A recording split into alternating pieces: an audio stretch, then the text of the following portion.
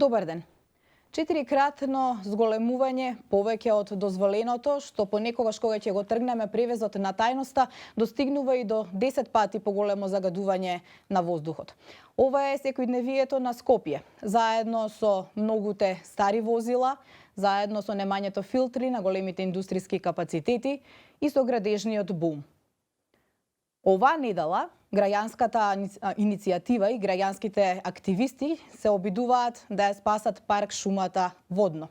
Аеродромци пак секој ден постојано апелираат на црниот дим, на миризбата која што се шири во оваа општина и токму затоа денеска и во текот на оваа недела го отворивме прашањето дали сите правиме максимум што можеме за чист воздух и здрав живот.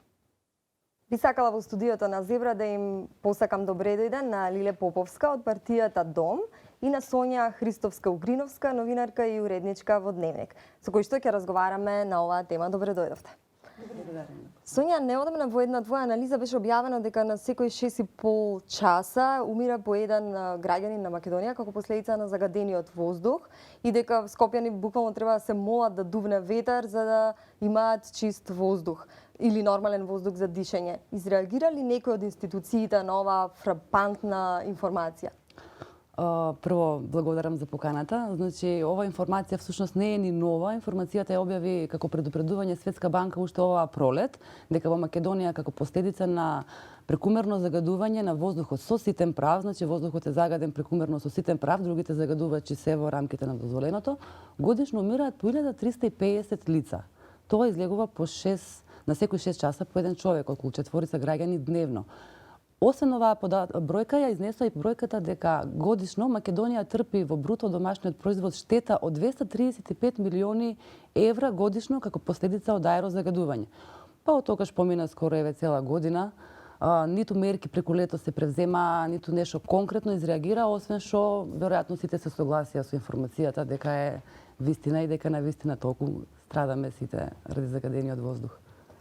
Госпоѓо Поповска, неодамна уредникот на Вест Горан Михајловски ве прозва во една колумна дека наместо за загадувањето кое што станува алармантна тема деновиве, вие држите пресконференции на други теми кои што како што е она за спорот за името. Што би одговориле вие на таквата опаска? Затоа што подеднакво важни се и решавање на спорот за името, за да можеме да живееме нормално, заедно со другите европејци, заедно во евроатлантските интегративни процеси и структури, а исто така и загадувањето. Значи, и на едното и на другото обрнуваме подеднакво внимание, а за загадувањето мислам дека никој не води по големи кампањи, по упорно и по напорно, да речам, од Дом и од моите колеги, затоа што и сега кога деновиве имаше големо загадување и овој месец воопшто, ние баравме интервентни мерки кои што треба да се превземат, така што конкретно еве го на 5 ноември побаравме Маја Морачани, нашата жена портпаролка. Значи, предлагаме интервентни мерки за загадувањето. Прво, рестриктивно движење на возила кои не ги исполнуваат минималните евростандарди за квалитет на дизел или бензин горива низ централното градско подрачје, посебно во зоната на Малиот ринг. Ова е мерка што ја имаат воведено во Берлин и која што за само 3 години дала 30% намалување на загадувањето. Значи, ова ни е дел нами во програма и го предлагаме упорно и ќе го предлагаме се додека не се прифати, затоа што не може да дозволиме најголемите загадувачи кои што со валкан загадени бензини се движат низ центарот и понатаму тоа да го прават. Ќе биде мала жртва од нивна страна доколку направат еден поширок круг или едноставно да се прилагодат кон современите барања. Понатаму баравме пар непар и исто така нешто што постојано го бараме, зголемување на дежурните екипи инспекторски. Тука имаме постигнато доста, затоа што за волја на вистината пред некоја година речиси да немаше инспектори, имаше многу малку инспектори за животна средина, сега се 21. Ако мене ме прашате, мислам дека треба да бидат најмалку уште дупло, меѓутоа тоа има енормно зголемување од претходно. Претходно не можеше ни на една рака да се набројат колку беа. И друга работа, она што го бараме, и еве, ви благодарам за емисијава, верувам дека и ова ќе биде повик и до институциите и едно позитивно лобирање, бараме дежурни инспекторски екипи, затоа што најголемите проблеми од индустриските капацитети, од индустриското загадување се прават во попладневните часови и за време на викенди. Новинарите тоа многу добро го знаете, затоа што тогаш се исклучуваат филтрите кои што инаку работат за да се заштеди струја, тогаш се пушта надвор од соодветна процедура. Јас сум инженер технолог и знам што значи ти да почитуваш процедура и да дозираш во еден процес супстанца малку по малку и тогаш може да се апсорбираат штетните гасови и да не излезат во атмосферата, а што значи ти брзо да си ја завршиш работата, истураш и бегаш, а тоа зад тебе останува вулкан. Значи, Дом најдоследно се бори против големите загадувачи. Вие видовте дека и пред кампањата на локални избори и за време на кампањата и сега продолжуваме. Ги посетивме сите кои што не примија. Досега само Макстил нема примено, морам да кажам. Инаку, сите во кругот на Железара не примија и имаат ветено досега, тоа и јавно сме го објавиле, дека ќе го испочитуваат рокот од април месец 2014. Серија трибини, не само пресконференции, не само посети кај нив, и серија трибини со врвни експерти, со невладини, со медиуми, за да се направи силен притисок граѓански, за да се сменат состојбите. И многу бевме задоволни што владата го смени ставот. Вие се сеќавате дека лани најави дека ќе им го уважи барањето на 5 најголеми загадувачи и дека ќе го продолжи рокот за уште 5 години за важење на еколошките дозволи. Бевме многу насекирани за тоа, реагиравме и упорно кампања водевме и конечно владата се повлече од тој став и рече дека рокот април месец 2014 мора да важи за сите. Сега продолжуваме да ги посетуваме загадувачите за да извршиме дополнителен притисок преку јавноста со тоа што медиски ќе го покажеме. Следно на ред ни е Јегуновце, од и тие се еден од 5 загадувачи кои немаат одговорено дека ќе успеат и дури предлагаме и реални мерки. Некаде овие другите кои што имаат огромни профити, бидејќи берзата на метали одеше нагоре во изминативе 10 години и тие реално можеа од 1% што велам само од профитот да вложат за да се намали загаденоста, а да се прилагодат еколошки и тие кои што можат треба тоа да си го направат. Но има по некој капацитет, мислам дека Јегуновце е еден од тие кои што е многу значаен од социјален аспект за вработеноста, за одржување на животот во делот околу Јегуновце, кој што тешко дека во моментот ќе може сам да се справи. Има и тука решение, владата може да речеме да гарантира за заем, за кредит одреден или за одредени грантови каде што се однесува токму за еколошки прилагодување. Значи, тоа што го правиме константна, значи кампања и успеавме големите загадувачи да не им се продолжи рокот на прилагодување, со тоа и загадувањето. Понатаму, упорно инсистираме на овие мерки за транспортот, затоа што не знам дали знаете, околу 1/3 од вкупното загадување во секој град, тоа се општи некои еколошки параметри, се должи токму на транспортот. А ние во Македонија треба повеќе да го употребуваме јавниот транспорт. Тука морам да го пофалам и градоначалникот Трајановски, навистина вложи во јавниот транспорт и тоа е голема работа. Тоа ќе влијае за намалување на загаденоста, но има и некои работи каде што допрва работиме и треба повеќе да работиме. Овие инспектори што ги бараме деноноќно да дежураат, тие треба да дежураат не само на големите капацитети, тие се големи загадувачи, така и ги викаме, за нив е одговорно Министерството за животна средина. Но така наречени мали загадувачи кои што добиваат Б интегрирани дозволи, не А, туку Б интегрирани дозволи, за нив дозволи се даваат на општинско ниво. Тука вие не сте свесни каков проблем лежи. Еве, велите, постојано упорно лобирате, постојано сте активни. Предпоставувам дека процесот на менување на веќе донесени одлуки не оди така брзо како што ние би очекувале, но е можен. Дали размислувате можеби некој тип на неформална коалиција со граѓанските невладини организации и активисти со оглед на тоа што секогаш кога доаѓа до ново сечење на дрвата низ Скопје, целиот оган е насочен кон вас, бидејќи со право предпоставам како единствена зелена парламентарна партија, граѓаните од вас очекуваат можеби во некој случај и чудо. Дали може би работите одговорам на ниво да бидете на- многу покоординирани со граѓанските активисти, Вака, две за да имате прашања барем поддршката на гледам жителите? тука во ова, ќе одговорам и на двете. Значи, апсолутно да, затоа што со граѓанските невладини организации и сега многу интензивно соработуваме. По секогаш кога се нуди одредена коалиција за решавање на некој еколошки проблем, Дом не само што ја потпишува, туку и активно влегува во кампања. Например, коалицијата од невладини 15 или колку беа невладини организации против историското загадување, што се потпиша сега и пред локалните избори, меѓутоа и се водеше кампања еден подолг период и пред тоа и потоа, не само што ја потпишавме, туку влеговме во конкретна акција. Тука предводеа Go Green, Фронт на Искра и ред други невладини организации кои се многу сериозни, многу релевантни и вистина искрено екологистички се борат. Придонесот пред се го дадовме со тоа што нашиот заменик министер Стево Темелковски во Министерството за животна средина е координатор на активностите за решавање на проблемот на Охис, на историското загадување во Охис со линданот. Таму има линдан и жива. Живата ги загадува водите, линданот воздухот и почвата. Линданот е веќе успеа нашиот заменик да го реши проблемот заедно и во соработка со институции, со УНИДО како меѓународна институција, но и со владата. Владата вложи средства, одредени милиони евра, за да може да се добие дополнителен грант од УНИДО и да почне решавањето на линданот. Значи, линданот ќе биде одстранет дел во Германија, во германски рудници за сол стари, празни, ќе се депонира. Тоа е начин, еден од начините како се решава, а остатокот, се тоа на што е загадување на почвата, ќе се деконтаминира. Така што, значи, во токму не поттикна и таа коалиција за тоа да го направиме. Инаку, што се однесува до зеленилото, знаете, многу од една страна и ме секираат некои работи што се случуваат, но од друга страна ме радува жестината на граѓаните кои се борат за зеленило и за здрава животна средина сега, денес, последнава година-две,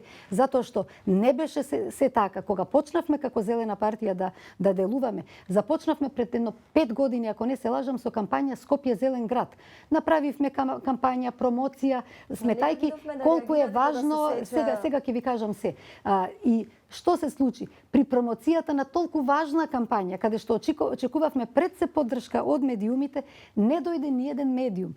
Но до тој степен тоа не е за окривување на медиумите. Уредувачките политики во тоа време, пред тие неколку години, не беа со таква свест за да сметаат дека тоа е прашање што некого го интересира. И потоа, сиве овие години, ние сме, знаете, треба да разликувате организирано граѓанско движење и граѓански активизам со делување на партија. Ние мора да делуваме преку институциите, но ги поддржуваме и земаме учество директно во граѓанските организации. Инаку, во акции, само да ве подсетам, значи, по таа кампања влегуваше тука редица трибини и акции за зелен катастар, значи за пребројување на дрвјата и на зеленилото во градот Скопје, што градот Скопје го прифати. И тука дојде и на наша трибина градоначалникот и јавно кажа дека ќе го поддржи тоа. Поорганизиравме и донаторска конференција и цела финансиска конструкција и за прв пат годинава градот Скопје обезбеди финансиски средства за зелениот катастарот и тоа беше услов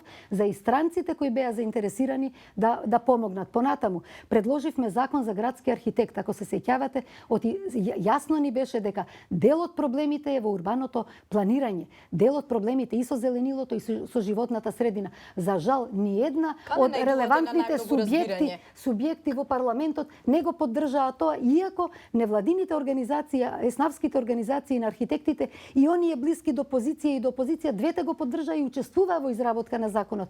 Но за жал во Македонија политичката, дневната политика некако се става над екологијата. И мене ми е тоа криво, што не можеме некош да се најдеме како луѓе, ако сме од различни политички акции за тоа. Коментира на моето прашање дека не бараат чудо, но бараат Дом да излезе од коалицијата. Дали ќе ви биде полесно да функционирате како Зелена партија во коалицијата, во сегашната коалиција и да лобирате, или можеби ќе добиете повеќе поддршка како опозицијска партија? Не. Едно е да добиеме поддршка опозицијска, веројатно од граѓаните би било поатрактивно и за нас многу полесно да бидеме во опозиција, како што сме еколошка партија, тоа многу би ни било полесно. Меѓутоа, многу помалку би можеле да направиме, затоа што ние конкретно во овие години, кога сме во коалицијата, само преку коалиција ти можеш да менуваш состојби и закони. И тоа е единствен начин да ги мениш состојбите. Само да ве потсетам и да го потсетам граѓанинот.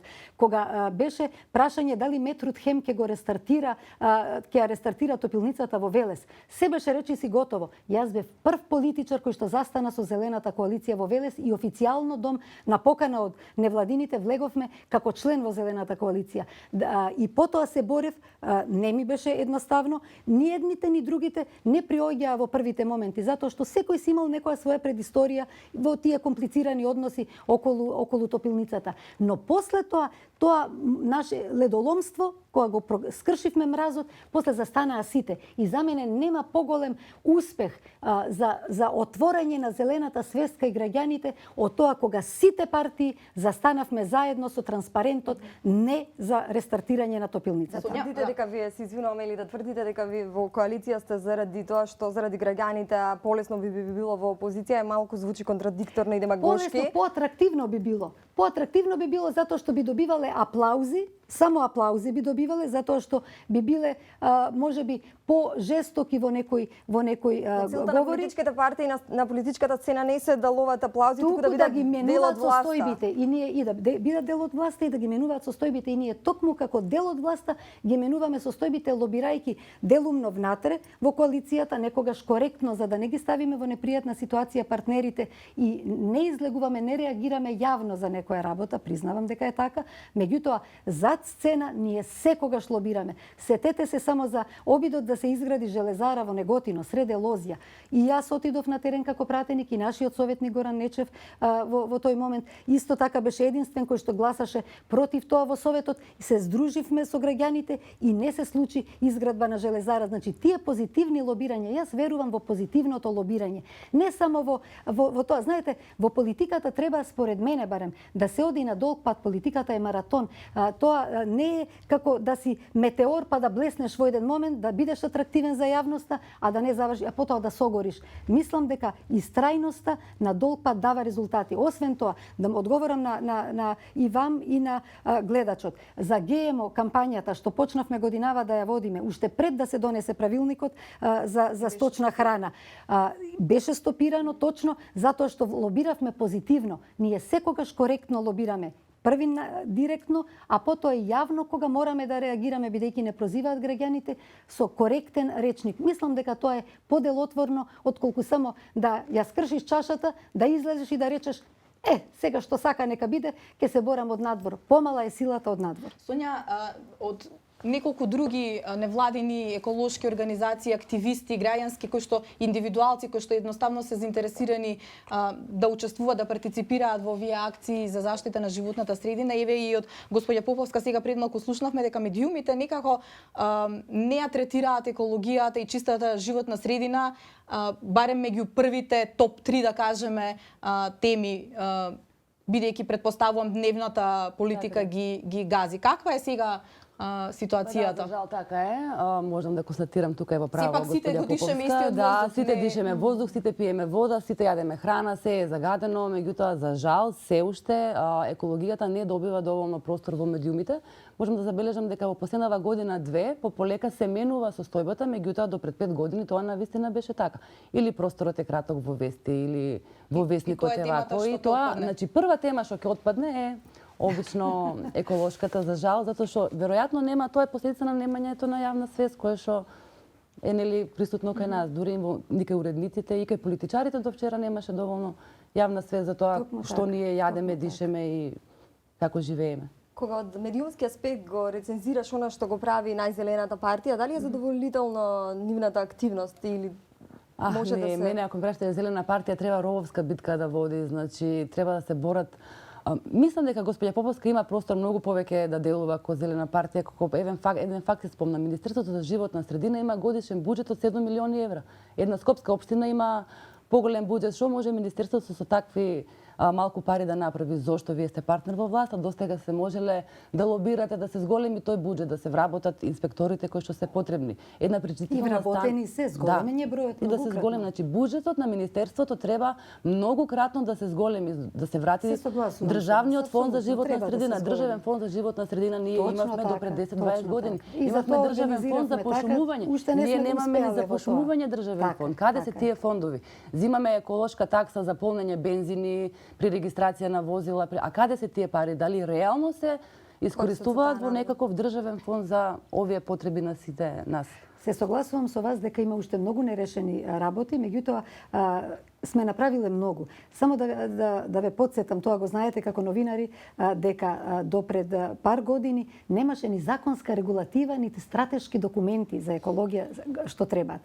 Значи, почнавме од рамка законска до спроведување. Само да ве подсетам за отпадот. Немаше закони за отпад, а ние ја иницииравме пред 2 години националната акција за Македонија без отпад. По примерот на Let's Go. Еве го за имплементацијата зборувам, токму акцијата по примерот на Let's Do It World, заедно со Ајде Македонија, како невладина широка мрежа, повторно се враќам на тоа дали соработуваме со невладините организации, официјално поднесовме проект до владата, го лобиравме одреден број месеци и тој проект беше прифатен и еве веќе втора година владата учествува во тоа, министерството го организира тоа, токму заменикот наш е координатор на таа активност и со сите институции на локално ниво, градот Скопје максимално се вложи тука, се исчистени тони и тони отпад од цела Македонија. Тоа дополнително едната депонија во Струмичко веќе има најдено, процедурата е завршена, веќе е во подготовка, се спрема да се реализира. Исто таму во Полок е речиси на крај постапката, така што имплементацијата веќе почнува во законот за води. Јас лично предложив европски закон за води. Имав многу проблеми за тоа и на некои колеги не им се допаѓаше кога инсистирав на тоа, велеа, па ајде на крај екологијата, тоа е скапа работа. Не викав. Економијата и екологијата треба рака под рака да одат. Не може инаку едното ти да го развиваш на сметка на другото. Здравието е поважно од се. Тој закон за води функционира една година, пречистителни станици има 21 во индустриските објекти и има 3 големи. Берово, каде беа уште, Куманово има, во Прилепско има и еве го се прави кај Ѓорче Петров. Значи, имплементацијата на законите се прави, тече, но се согласувам апсолутно со колешката од Дневник дека треба многу повеќе средства. И тоа е дел од моето лобирање. Успеавме во неколку наврати да обезбедиме, еднаш дури го нарековме зелен пакет во буџетот пред 3 години и тука се зголеми буџетот, но не онолку колку што би сакала и онолку колку што треба. Да не заборавиме дека сум јас сепак еден пратеник и како еден пратеник без лажна скромност мислам дека одработувам барем за неколкумина. Со цело срце се залагам, се борам, упорна сум и Зошто вашите колеги од другите партии во парламентот не се заинтересирани за овие теми? Веројатно и се заинтересирани, меѓутоа секоја партија има своји приоритети.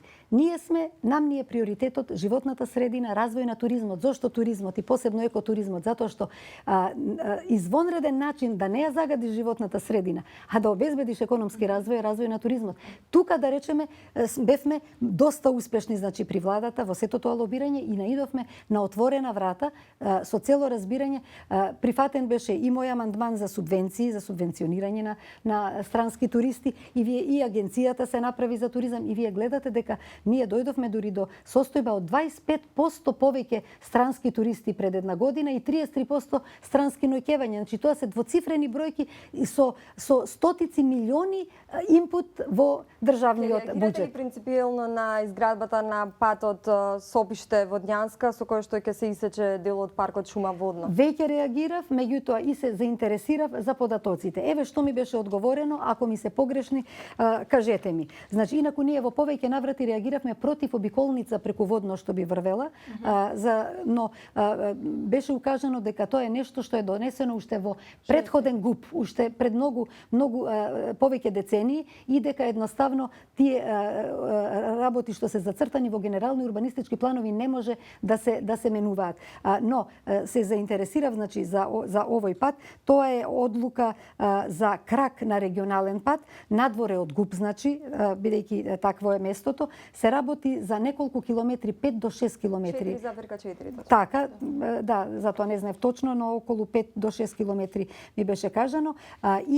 Бев дека патот не врви, дека не се сосем точни сите информации кои што кружат по социјалните мрежи, дека ќе се уништи пешачката патека до Марково Крувче, дека всушност патот врви под тоа, строго она подострата кривина кај Изис и потоа директно на голиот дел на Водно. Бидејќи не ми се веруваше, Марково Крувче е моја омилена патека инаку и навистина тоа е една угодна, пријатна патека и омилена за илјадници скопјани.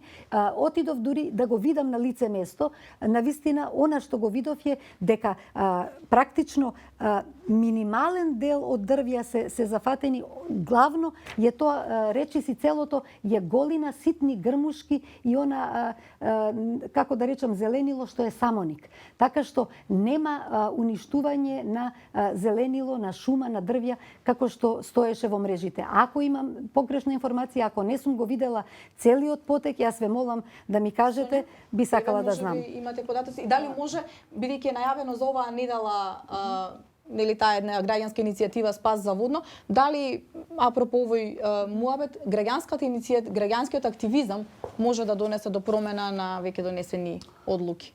Доколку делуваат самостојно? Ја верувам дека патот до Водно сепак е инфраструктура. Граѓанскиот активизам требаше повеќе се насочи кога се градеа објекти, приватни куќи во делот на Панорама, Средно Водно. Тоа е приватен капитал, некој за лично уживање се го прави.